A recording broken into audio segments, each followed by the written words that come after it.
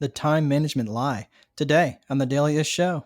Five, four, three, two, one, zero, ignition, liftoff.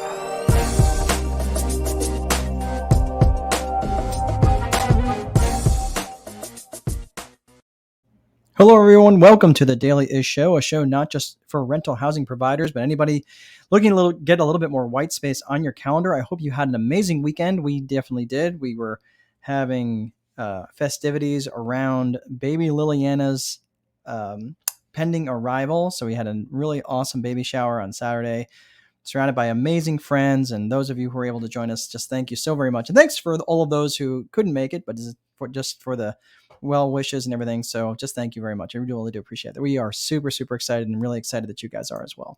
So today we're going to be talking about the time management lie. And maybe lie is a little bit harsh. I don't know. Maybe it doesn't. But it was interesting in the early days of traveling around and speaking for various landlord groups and real estate investors associations, how I used to be introduced.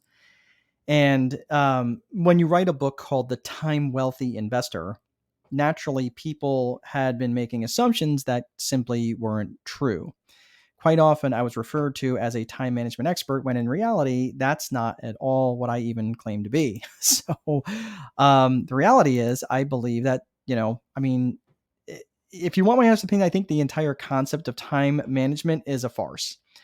We really cannot manage time any better than when the first sundial was invented. You can't take several units of time, stick it in a mayonnaise jar, and bury it in your backyard and use it later. Time just simply doesn't work that way. We can, however, manage our energy. We can manage what we focus on. We can manage our efforts, right? And while that might, you say, well, yeah, that's fine, coach, but that's semantics. That's fine. But I will tell you the shift in mindset, at least for me, massively changed things for me. It massively led me to much more impressive results. So this requires a crystal clear vision of what you're trying to go. Again, going back to vision. Again, think of the VIP method: vision, infrastructure, process. This requires a crystal clear vision of where you're trying to go. Where are you trying to reach? What are you trying to accomplish? The reason for having a crystal clear vision is so you can do more of the things that are delivering the highest and best results for you. More critically, though, having a clear vision allows you to know which activities you need to stop doing that aren't getting you the results that you want. This is something that is interesting that Brian Tracy, he's the best-selling author of a lot of business books.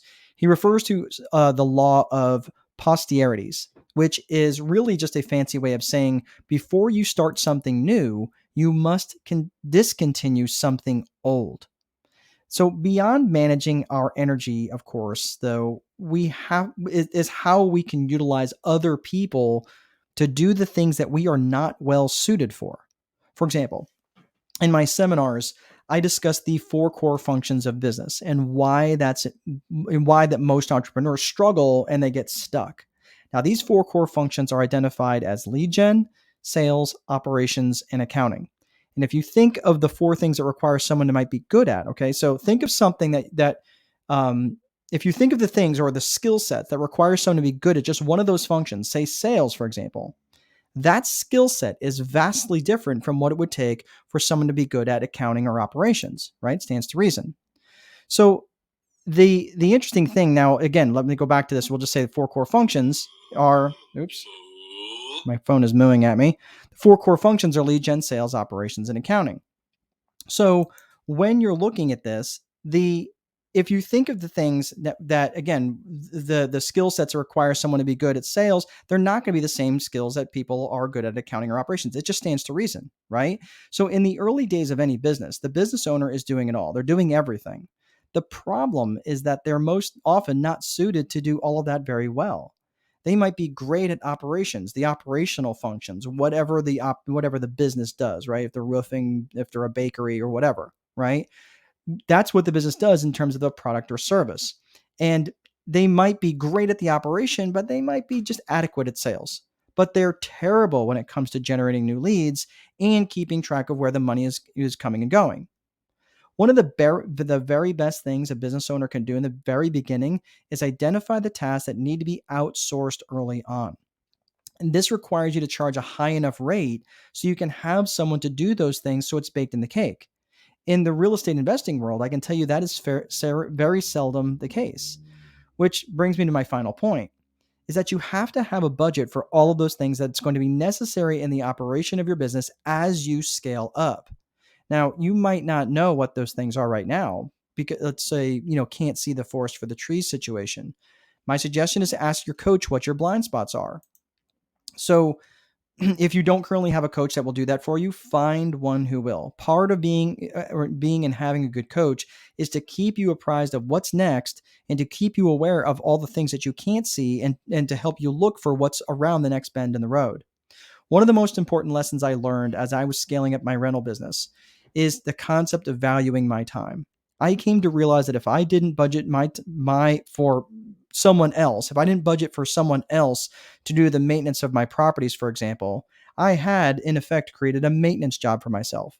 If I didn't budget for someone else to show the vacant properties, I had in essence created a leasing job for myself.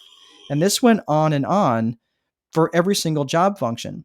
To make matters worse, because I hadn't budgeted for any of these other things, when I was doing those specific jobs, I was working for free. How's that for a kick in the shins? Now, I know for me, I am massively more successful, massively more effective, and just plain happier when I can be focused. That definitely has taken some practice given the distraction oriented culture of our society that it's evolved into. Again, my mooing phone here, which by the way, I think I really need to change that ringtone because it's driving me nuts. But of course, my phone hasn't rang all day until just now. But I hope you found this helpful, and if you did, I'd love to be able to continue the conversation. Maybe you're looking for a coach, or would love to be, or you would be interested to learn about being part of our masterminds that we host several times a year. Head on over to landlordcoach.com, click on the contact me link, and you and I can hop on a call and discuss if that would be the right fit for you and your business. So that is all I have for today, folks. I hope you found this helpful. I got some comments here. Oh, it's my brethren from Vegas. I hope you guys are doing well down there. All right, everybody, we're going to wrap this up. Please be sure to place value on your free time because if you don't, someone else will. And most important, there is no amount of money that will make time irrelevant. Have an awesome day, and we'll see you next time.